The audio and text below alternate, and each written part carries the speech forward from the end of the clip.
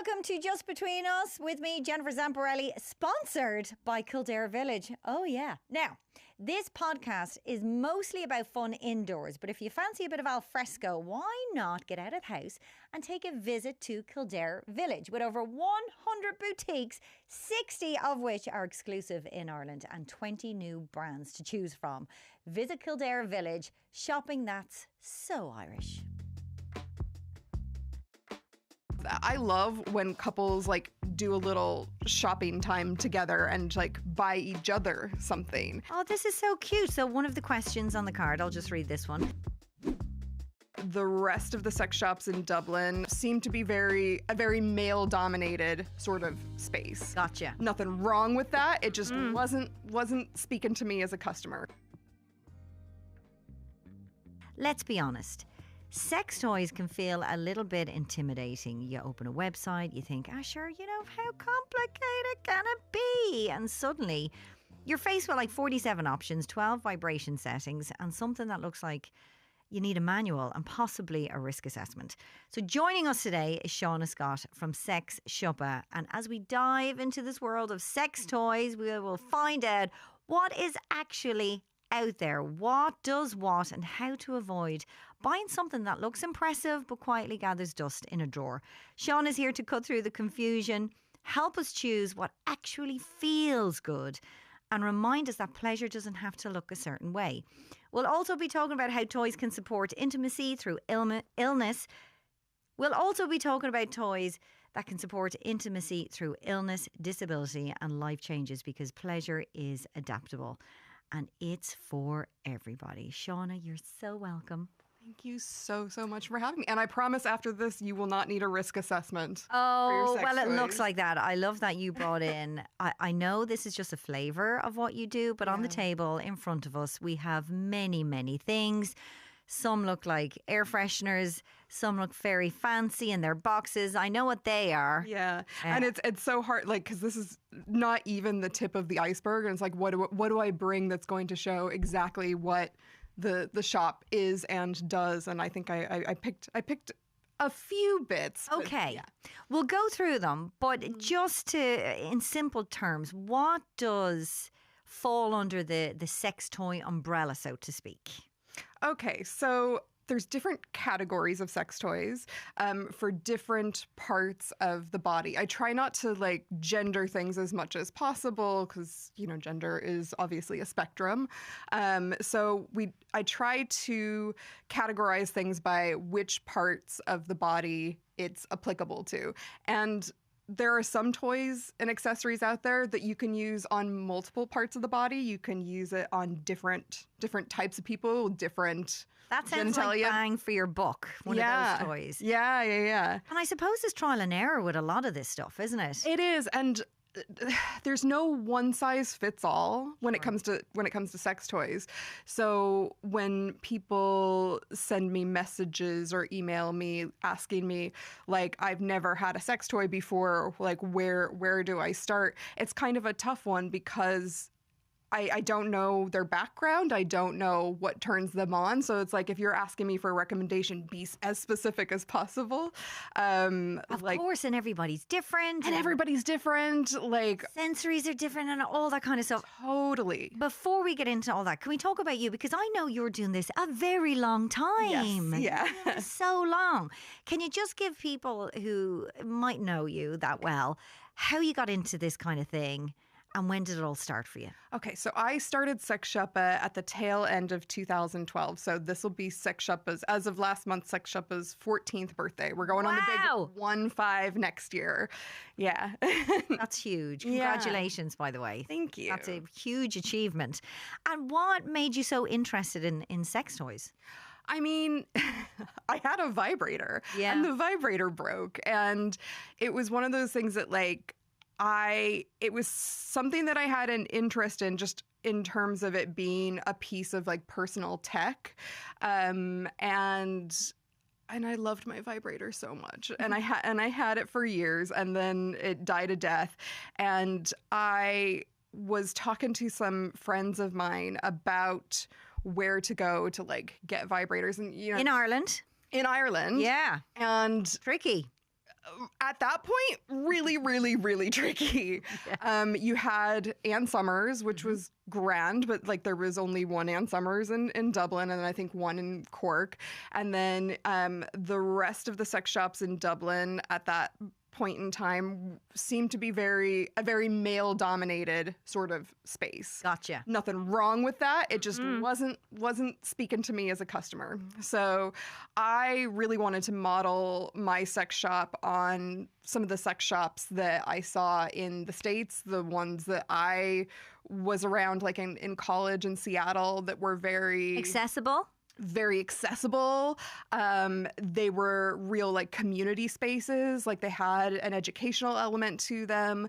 And so like I had this idea that I wanted to start something here in Dublin.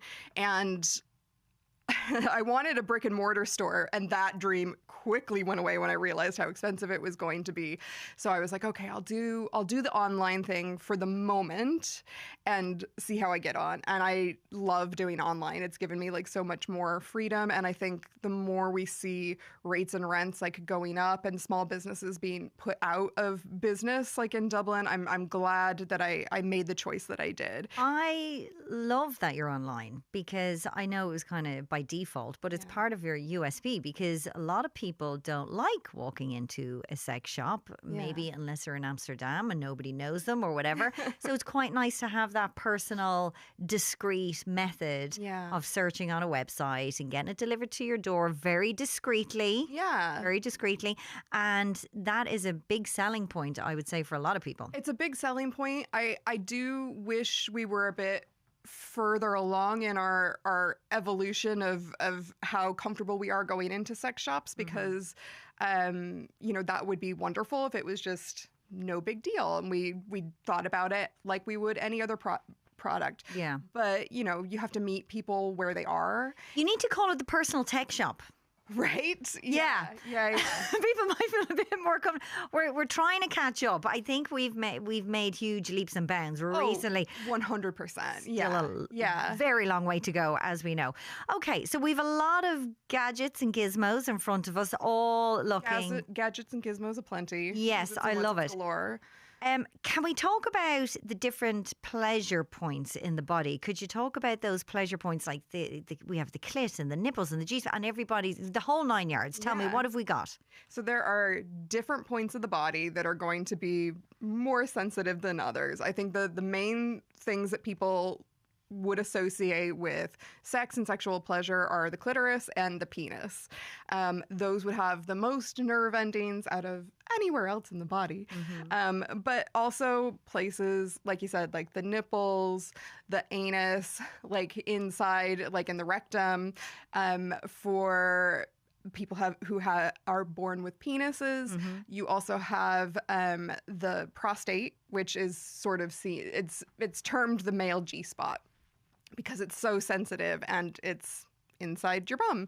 And there are some people who can come by just massaging the prostate on its own. And there's toys for all these sensitive areas. Yep. Yeah. Isn't that you must have a great time with your wholesalers. Like, what's coming up now? The future is now. Like I have one wholesaler in particular that I have like a really, really great working relationship with. And my sales rep calls me about once a week.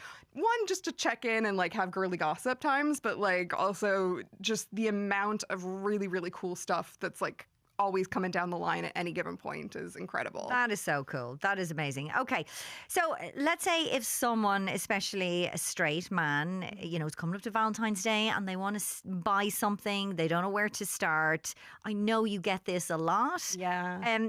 But what would you say? Where do they even start with this? Okay. So if you are buying for another person, doesn't matter if the person is male, female, or anyone in between, I would definitely have a conversation with them beforehand to make sure it's something that they want, because not everybody wants a sex toy. As much as I would love for everybody to want a sex toy or multiple sex toys, they mightn't be there in their journey yet. It mightn't be something that they want at all or have ever considered. So it's important to have that conversation to make sure it's something that they actually want and to kind of gauge what kind of toys they want. Do they want something that's internal, does internal stimulation or external stimulation or both? Do they want something, like you said, there's a lot of different erogenous zones all over the body that isn't necessarily just like nipples, clit, anus, penis. Might be neck or It might be neck. It might be whatever. yeah, it might be like a book of erotica. Yeah. You know, like loads of different kinds of stuff. So have that conversation. If you're still not sure, maybe say like, look, here is my budget. Let's shop together. I love that. I love when couples like do a little shopping time together and like buy each other something. So that way it continues the conversation. They have that communication around like what each of them wants, and it's something new that they can do together. Isn't it great that it instigates Yes. that conversation? Yeah. And a speaking kind of a which, fun can way I, of doing- Yeah, can I go. show you a thing? Okay. Yeah, So please. if you've never bought a toy before, or if you're new to like having these conversations around sex and intimacy with your partner, I really recommend. It's not a toy, it's actually a game, and it's Oh. called Together, and it's a little card game. There's a dice, and there's 6 different decks of cards. So you roll your little dice, and it tells you which deck to pick from. You have Getting to Know You, Heart to Heart, Check In, Explore, Deep Dive, and Bliss Club. So this is a game for a couple. This is a game for a couple, and I will just show you. Yeah. Can I just hand you some of Yeah. the cards? Have a look. It's a beautiful game. Right? It's got these gorgeous illustrations with like little holographic sparkles and stuff on it. Oh, this is so cute. So one of the questions on the card, I'll just read this one. Yeah, go for It it. says, if we had to spend a month apart, what would you miss most about me? Yeah. So it's not just like Sex. it's not just sex. It's not like the sex dice where it's like lick whatever body part, kiss whatever body part. It's like you get really deep into it and learn more about what your partner's needs are, either emotionally or sexually and everything in between. Because So it's all intertwined. it's all intertwined. Absolutely. I love that. So you think that is something that you could definitely purchase without asking them Yeah. anything. 100%. So that's like That would be shows my that you recommendation. care. Yeah, exactly. You want to know. Yeah. That's lovely. That would be a really good starting point. And then from there, I would say, like, talk about toys, talk about what feels good in your body when the two of you are having sex, what you'd like to do more of, what you'd like to do less of. Maybe there's like new things that you would like to explore together or separately, and just kind of go from there. My God, do you feel that, as the owner of this shop or whatever, you're a bit of a therapist as well? People constantly asking you for advice and what to start with, where it's, you've delved into that world now. Yes, but I also know my boundaries. Yeah. So if people come to me with like a psychosexual question that I know that I'm not qualified for, I have people that I can send them to. Like, I'm really good friends with like Aoife Drury and Grace Alice O'Shea, and I love to send people to them because they are the people who, are very qualified in their field. But it's nice to have a kind of network of wonderful people, and Caroline West, who's been on your show as well. It's nice to have a network of people and educators, and we can kind of bounce off of each other. And you can help people and you can send people, because a lot of it Exactly. is people don't have that information or know where to go. So Yeah. it's great that they have it all there. And there's this great community out there to help people on their sexual journey. Yeah. Okay, so that's a good way to start. Do it together. Yeah. What if because we get this a lot, and we have spoken to a sex therapist about this, and this is a common thing that comes up. A female generally will say, I've never climaxed. Yeah. I want to start using toys. What would you recommend? Okay, so it depends on the sensitivity levels of the person's clitoris. And also, do they know where their clitoris is? Like, do they masturbate? Is it a case of just they've never gone there? Or is it a case of they've tried and they're just finding the sensitivity levels aren't there, or their technique isn't like where it needs to be? I would always recommend like just a standard vibrator, just to get started. You can get the little bullet vibrators for like €25, or something maybe like a little bit bigger, or if you really wanted to go with all the bells and whistles. But if you're just starting out, I would probably recommend like just a little bullet vibrator, unless it's a case where, let's say they're on medication like myself, like an SSRI, which can lower libido and like lower your ability to climax. If you are going through menopause or like anything that's going to like lower your sensitivity, then you might need to like up the ante a little bit, in which case that's where show me. What you believe is an air freshener. That looks like an air freshener. That would sit nicely in my bathroom and nobody would ever know. But it's a sucking vibrator. Now, sucking is kind of a misnomer. It's actually like, it's called an air pulse. So the way that it works is this little circly cap bit fits over, imagine my finger is a clitoris. So it fits over the clit, and then it pushes air. So it kind of feels like it's sucking, but it's not. It's kind of doing the opposite. Okay. And that gives really intense indirect stimulation. So if you have a loss of sensitivity for whatever reason, that would be a really good one, because it's so much more intense than like a regular standard vibrator. I've never seen anything like that before in my life. Really? Is that quite new, or how long is that knocking around? Air Pulse has been around for, I want to say, between like 5 and 10 years. Okay. Womanizer was the brand that came up with invented the technology, and there's been a lot of brands that have come out with more sense. This is called Bird. The name of the company is called Bird, and it's spelled BIIRD. So like the trad supergroup here in Ireland, there's also a sex toy brand. Amazing. Yeah. And this is like one of my favorite brands. Okay. It also has a vibrator on the other side. So whether you want the air pulse or the vibration or both, you can do both. And it's like in a little heart, which we love. And the material now is quite different to maybe years ago. It's all quite rubbery and soft. Yeah. Do you want to feel that? Yeah. So it's a really, really soft, matte silicone. So it's not going to drag on your skin or anything. Yeah. It's like, it feels really velvety. Yeah. Okay. So that's that. What's in this box here? So I was telling you about my wholesaler that like rings me once a week to check in on me. This is their brand called Say Mio. They have one person in their office that just comes out with puns for their products. They do a very good job. Yeah, so this is like a set of nipple suckers called Ariel Grande. If you want to have a look at those. Oh, it's quite a pretty box. Yeah, they're cute. And it's made from that same kind of soft matte silicone.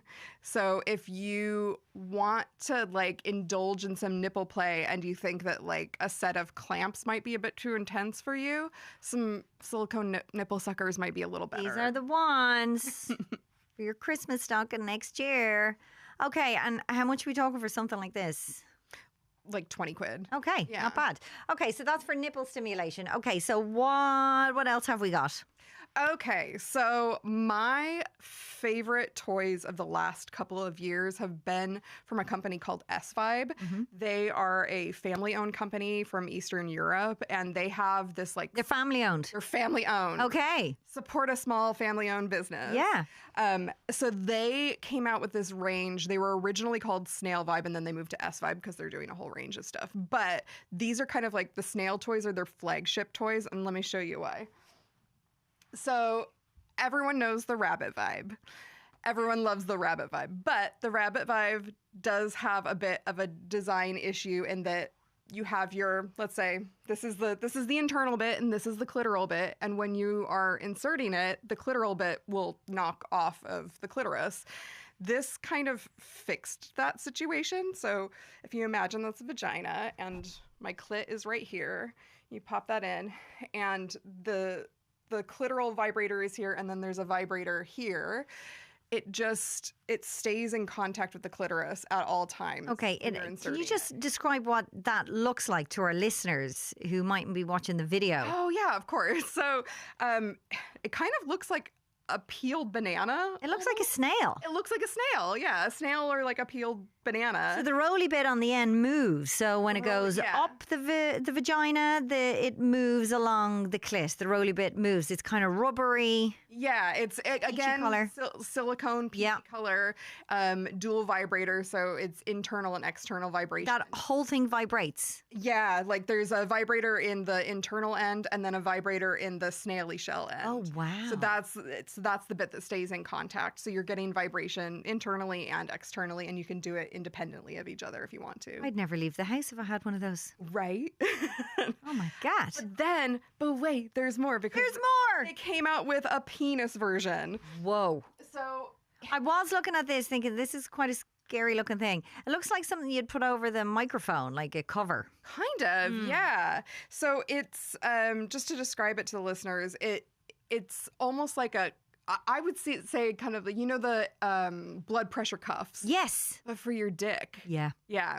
And it's got little nubbies on the inside. And then like the snail vibrator, this has like an unfurling snail shell bit as well at the very end for the penis head. So when you're stroking with it, so imagine you've got the cuff that fits around your penis and then you stroke with that.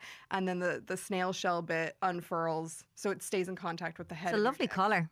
Yeah. So we got blue and we got a black. Mm-hmm. And then the snail curve, which is the one for vaginas, we have peach, pink, purple, and black. So all these are on the website, but do you find you have to kind of push these things? Because like when people are looking at it, they can be quite intimidating. They're like, oh, how does that work? And will I like it? You know what I mean? Yeah, especially with these because they look so odd. Yeah. But I think it's one of those things that like once you show it to someone or you explain it to someone, it really clicks. So it requires like a little bit of education at the start, but Sure. like I'm constantly sold out of this. Like I can't keep it like on my shelves. So it is a really, really great toy. And I have one myself. Just amazing. It's like a little wand. Melda May has said publicly, I'm pretty sure, that she buys all her girlfriends wands, she calls them. Oh, amazing. Yeah. I did not know that. Yeah, you need to get in touch with her. Yeah. Show her your amazing wands. Okay, so what else have we got? What's in this box here? So that one I might talk about a little bit later. Okay. Yeah. But we can talk about, so this is a butt plug and cock ring combo. So like I was saying earlier, if you are someone who has a prostate, this is a really great toy because your penis would go through the ring, right? And then it's all connected. And so you insert the butt plug into your bum and then you put the ring around the penis. And when you squeeze down with your pelvic floor muscles, the butt plug will like rock against your prostate. And so that will like massage the prostate and give you more stimulation, more pleasure. That's great. And that can go up there and I don't have to. Exactly. That's very handy. I love that. Okay, what else? You have a plethora there of vibrators, I see. They're just standard silicone, different colors. Is that just like pick your favorite colors or different settings? So those are actually vaginal dilators. Oh, go on. Yeah. A vag dilator. Yeah. So those would be for folks who are suffering from different gynecological conditions that cause, pain in the vagina. So vaginismus, endometriosis, if you are someone who has gone through cancer treatment and you've had a hysterectomy and there's scar tissue there, you might need something to help to open up the vagina a little bit. Amazing. And that's what they do. Isn't it amazing that you have toys for such things? Yeah. Because you speak really openly about sex and disability and sex after cancer or illness. And we do have a full episode on sex and disability in the pipeline that I'm really excited about. But let's chat a little bit about that and what's available for people like that. Yeah. Oh my gosh, there's so much stuff available now. I really love that we've kind of evolved. So it used to be, and still is to a certain extent, that gynae cancer care in particular was super medicalized, just so medicalized. And you would have women who are getting their cancer treatment and they might be going through chemo, they might have a hysterectomy, they might be going through like radiotherapy, and then they finish and their body has completely changed. The way they respond to touch and different sensations has completely changed. They may have gone through early menopause, so like how it comes with all of those complications, and they're just kind of left to relearn how their body works and how they respond to like sexual stimuli on their own without like any help. And oftentimes they were given like, let's say, a set of dilators that was just these like hard plastic sort of flesh tone colored dilators. Not sexy at all. Like, just the opposite of sexy. So what happens with the dilate? They just go, they're inserted into the vagina and they widen it? Yeah, so you would train with them. Okay. The way you might with, like, let's say, like Kegel balls or something. Yeah. So you would hold them in for a certain amount of time. You generally start with the smallest one and work your way up to the largest one every, like, couple of weeks. So it's a real slow process. But like you see here, they've come out with silicone ones that are much, much nicer. They're much better designed. So people are using them more. I had doctors coming to me in 2018, 2019, who were saying, like, our patients aren't using their dilators. Can you please get in some dilators that they will use? And they recommended this Vagiwell brand. And now, like, there's a lot more brands out there that do them, but, like, Vagiwell seemed to be the most popular anyway. And people are actually using them and actually wanting to use them, which is incredible. That is amazing. You've said before that at some point in our lives, most of us will experience disability in some form. How should that change the way we think about sex and pleasure? Well, I mean, it's not just most of us, it's all of us. Every single one of us is going to experience disability, whether it's like a broken bone or like chronic illness or just literally through aging. Like I'm disabled at the moment. I've got like a really bad hip thing. And I'm also ADHD and I'm also on SSRIs. So it's like everybody. There's a lot going on. There's a lot going on. We all have a lot going on. And yeah. so whether you think you're disabled or not, you will be some point in the future. And so we need to think about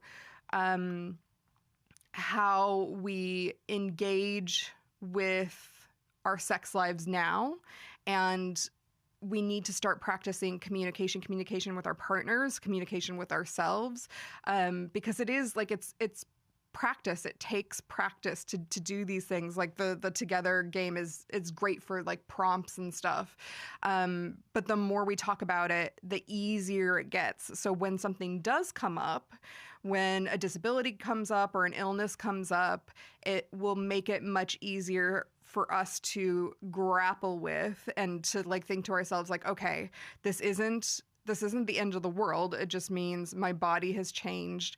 I want to see this now as an opportunity to relearn my body and to relearn new sexual things about myself that maybe I didn't before. It could have a really positive effect on you. I mean, obviously, like, it could have negative effects, but this could open up the doors to, like, conversations that maybe you hadn't had before, which is awesome. It's so nice to know that there is stuff out there to help people who are going through all different kinds of things, whether it's menopause or an injury or cancer or whatever, and to know that there is a support network and a community out there that is totally full of information and knowledge that you can tap into. Can I show you a few more things? Yeah, sure. So, okay, so this I want to show you now. So this isn't a toy, but this is probably one of the most important products that I stock, and it's called O-Nut.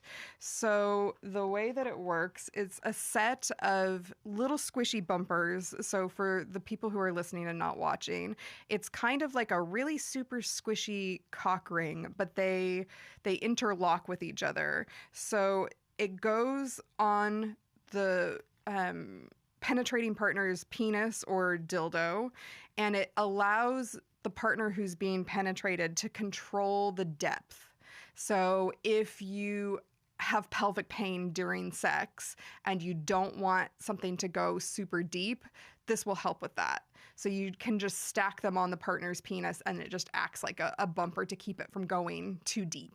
Wow. Or if your partner is too large, would that help? Totally. Yeah. Too large? Is that a thing? I think I know one person who's had that problem with their partner. It's not me, but it's no problem there. But do you know what I mean? But that could work with that as well. Yeah, 100%. And this has been an absolute game changer for anyone who's like experiencing pelvic pain, because that's another thing that like we don't really talk about. We don't talk about menopause enough, and we don't talk about pain during sex, but it's so incredibly common. And so stuff like this, the vaginal dilators, and then I also have the same company that made the Ona also came out with a vibrator called Kiwi.